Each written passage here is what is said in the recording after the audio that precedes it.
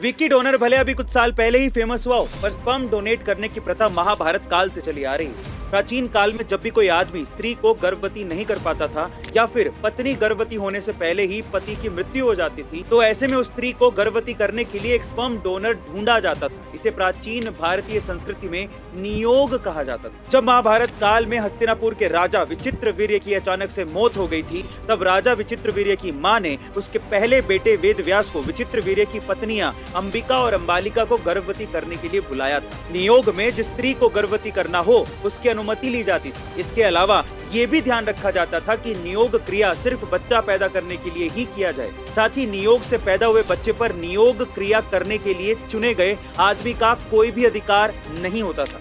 विचित्रवीर्य की पत्नियों को नियोग क्रिया से ही धृतराष्ट्र, पांडु और विदुर नाम के 3 पुत्र प्राप्त हुए थे। इसका मतलब यह है कि स्पर्म डोनेशन भी भारत की ही देन है।